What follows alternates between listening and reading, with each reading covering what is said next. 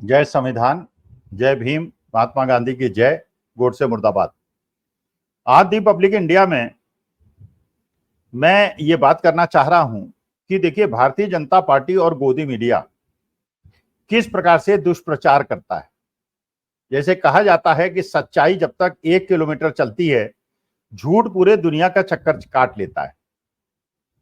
और भारतीय जनता पार्टी और माननीय मोदी जी का जीतने का कारण और सत्ता में रहने का कारण ये दुष्प्रचार है, झूठ है, और जिसको बढ़ाने में गोदी मीडिया का बहुत बड़ा हाथ है।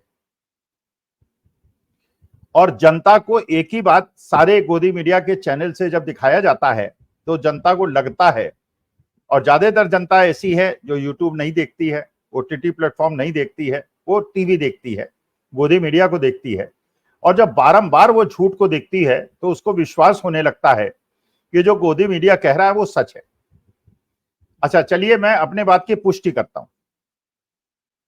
हिमाचल प्रदेश के अंदर पिछले 5 दिन के अंदर गोदी मीडिया के किसी भी चैनल को उठा के आप देख लीजिए, उन्होंने भरपूर प्रचार किया और बार बार प्रचार किया, हर चैनल ने प्रचार किया कि हिमाचल प्रदेश की सरकार के रेवड़ी बांटने के कारण हिमाचल प्रदेश सरकार के पास इतना पैसा भी नहीं बचा है कि वो अपने सरकारी कर्मचारियों को तनख्वाह दे सके या पेंशन दे सके। ये दुष्प्रचार आपने भी सुना होगा। और ये कहा गया कि क्योंकि उन्होंने ओल्ड पेंशन स्कीम दी सरकारी कर्मचारियों को और उन्होंने 1500 रुपए एक परिवार को देने की बात करी और वो दिए, इसलिए हिमाचल प्रदेश ने, क्योंकि गरीब लोगों को रेवड़ियां बांटी, इसलिए हिमाचल प्रदेश की ये हालत हो गई। ये फाइनेंशियल मैनेजमेंट का उन्होंने कहा कि कांग्रेस सरकार ने फाइनेंशियल मैनेजमेंट का बिल्कुल एक प्रकार से उसका इग्नोर किया। ये आपने दुष्प्रचार सुना होगा। मैं भी एक गोदी मीडिया में गया था। उस गोदी मीडिया में भारतीय जनता पार्टी के 5-6 लोग बिठाए गए थे, मेरे जैसे 1-2 लोग बिठाए गए थे। उनको बोलने का पूरा मौका दिया गया था, हम लोगों को बार बार म्यूट किया जा रहा था जिससे हम सच्चाई को न बोल सकें। हिमाचल प्रदेश के पूर्व मुख्यमंत्री भी उस पैनल में मौजूद थे और उन्होंने कहा कि साहब, सुक्खू सरकार ने ये रेवड़ियां बांटी और रेवड़ियां बांटने की वजह से ये स्थिति हो गई कि हिमाचल प्रदेश सरकार अपने कर्मचारियों को तनख्वाह में नहीं दे पा रही है और पेंशन में नहीं दे पा रही है। अब ये पूर्व मुख्यमंत्री कह रहे हैं और गोदी मीडिया इसको प्रसारित कर रहा है। तो ये मेरा कर्तव्य, मुझे लगा कि मेरा कर्तव्य है कि मैं जनता को, देश के लोगों को सच्ची बात बताऊं, असली बात बताऊं। और जो सुक्खू सरकार ने, हिमाचल प्रदेश सरकार ने एक अच्छा निर्णय लिया जिसकी वजह से राजस्व में बचत हुई हिमाचल प्रदेश सरकार को, और जिसकी वास्तविकता में जिसकी बड़ाई होनी चाहिए थी उसको इस प्रकार से गोदी मीडिया के माध्यम से दुष्प्रचारित किया गया। 1 तारीख को तनख्वाह मिलती है, सब जानते हैं, पेंशन मिलती है, तनख्वाह मिलती है। हिमाचल प्रदेश सरकार ने यह नोट किया कि उनके यहां 5 तारीख को कुछ पैसा केंद्र सरकार से आता है, 5 तारीख, और कुछ पैसा उनके पास 7-8 तारीख को आता है। तो अगर आपको 1 तारीख को तनख्वाह और पेंशन दोनों देनी हो और आपके पास जो पैसा आने वाला है केंद्र सरकार से और अन्य स्रोतों से वो 5 तारीख को और 9 तारीख को आता हो, तो आपको अगर 1 तारीख को पैसा देना है और पैसा बाद में आएगा तो आपको मार्केट से बोरोइंग करनी पड़ती है, मार्केट से लोन लेना पड़ता है। तो करीब 4-4.5 हजार करोड़ का लोन स्टेट गवर्नमेंट को लेना पड़ता है अगर वो 1 तारीख को तनख्वाह दे तो।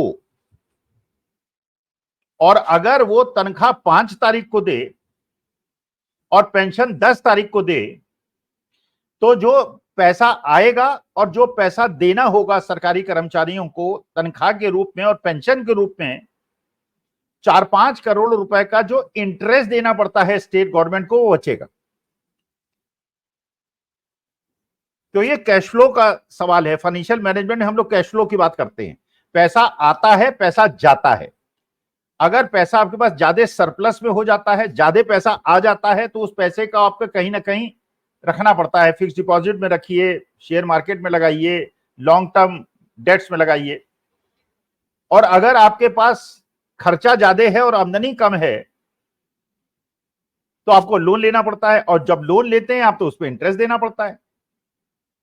तो अगर राज्य सरकार ने निर्णय लिया, ये हम तनख्वाह 5 तारीख को, सोचा समझा निर्णय था, 5 तारीख को हम तनख्वाह देंगे और 10 तारीख को हम पेंशन देंगे, जिससे राज्य सरकार को जो 4-5 करोड़ का इंटरेस्ट का नुकसान होता है वो ना हो, कैश फ्लो मैच हो जाए, पैसा आएगा वो दे दिया जाएगा, पैसा मार्केट से बोरोइंग नहीं करनी पड़ेगी और इंटरेस्ट नहीं देना पड़ेगा।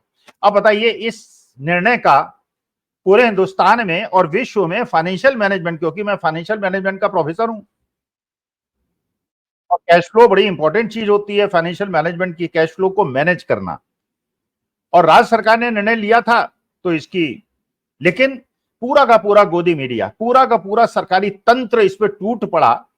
और बल्कि यहां तक की स्थिति है, मैं आपको बताऊं, सच्ची बात बताऊं, अमेरिका में जो मेरे 4-4 साल 5-5 साल पुराने लोग हैं जो वेल सेटल्ड हैं, उन्होंने मुझे व्हाट्सएप मैसेजेस किए, मैसेंजर से मैसेज किए कि देखो अखिल, तुम जो है भारतीय जनता पार्टी सरकार की खिलाफत करते रहते हो, और ये कांग्रेस ने हालत कर दी कि तमिलनाडु सरकार भी फाइनेंशियल डोलड्रम्स में है, कर्नाटका भी डोलड्रम्स में है और हिमाचल प्रदेश भी डोलड्रम्स में है, क्योंकि आपने रेवड़ी बांट दी। जबकि वास्तविकता यह है कि 5 करोड़ की बचत की थी केवल 5 दिन के डिले करके, जिससे लोन न लेना पड़े, और उस पर पूरे गोदी मीडिया के माध्यम से प्रचार प्रसार करा दिया गया। अच्छा, अब आते हैं दोनों मुद्दों पर जो पूर्व मुख्यमंत्री हिमाचल प्रदेश कहते हैं, जयराम ठाकुर साहब, और बाकी गोदी मीडिया कहता है कि साहब 2 कारणों से ये स्थिति पैदा हुई। एक कारण वो ओपीएस, ओल्ड पेंशन स्कीम की कहते हैं, और दूसरी कहते हैं कि पर परिवार को जो 1500 रुपए देने की खुद सरकार ने बात की, उसकी वजह से ये हुआ। अब समझिए वास्तविकता क्या है। अटल जी ने 2003 में एक नियम लिया, एक निर्णय लिया था कि साहब ओल्ड पेंशन स्कीम, जिसमें सरकारी कर्मचारियों को बिना कोई पैसा दिए रिटायरमेंट के बाद उनको बेसिक का 50% पेंशन मिलती थी। न्यू पेंशन स्कीम में कंट्रीब्यूशन आपको देना पड़ेगा, वो पैसा जो है वो एफडी में या शेयर मार्केट में लगेगा, सरकार भी अपना कंट्रीब्यूशन देगी, और जब रिटायर होंगे तो आपको उसके हिसाब से पैसा मिलेगा। अब एक यूपीएस लिया है, उसमें 10% का कंट्रीब्यूशन कुछ रद्दोबदल किया,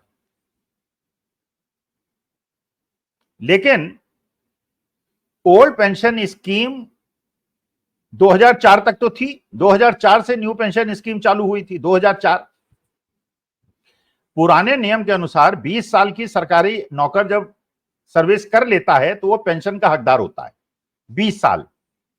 तो 2004 में भी अगर किसी आदमी ने नौकरी सरकारी ज्वाइन की और 20 साल तक नौकरी करने के बाद ही उसको पेंशन मिलती है, तो वो पेंशन तो 2024 से मिलनी शुरू होगी, अगर वो बिल्कुल एग्जैक्टली 20 साल के बाद रिजाइन कर दे या नौकरी छोड़ दे। और कितने लोगों होंगे? हार्डली 0.2%। बाकी लोग तो और ज्यादा लेट तक काम करेंगे तो उनको पेंशन तो बाद में देनी पड़ेगी, तनख्वाही देनी पड़ेगी। तो जब अभी तक old pension scheme, new pension scheme लागू ही नहीं हुई है, 2024 के बाद होगी या 2027-28 के बाद होगी, तो उसका दुष्प्रभाव फाइनेंशियल मैनेजमेंट पे कैसे पड़ सकता है हिमाचल प्रदेश, तमिलनाडु और कर्नाटक।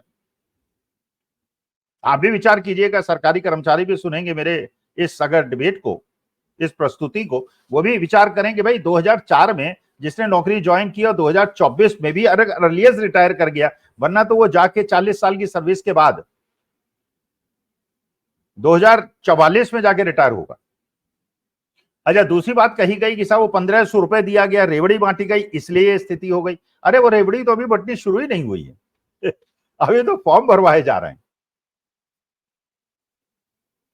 और क्योंकि पहले पार्लियामेंट का इलेक्शन हो गया, इसलिए चुनाव आचार संहिता लग गई, बाई पोल्स हो गए, चुनाव आचार संहिता लग गई, या फॉर्म भरे जा रहे हैं, अभी तो पैसा दिया ही नहीं गया है।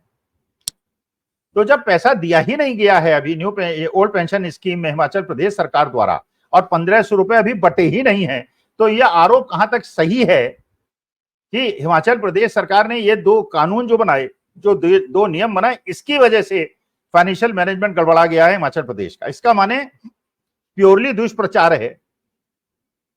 अच्छा, अब कोई भारत सरकार से पूछे,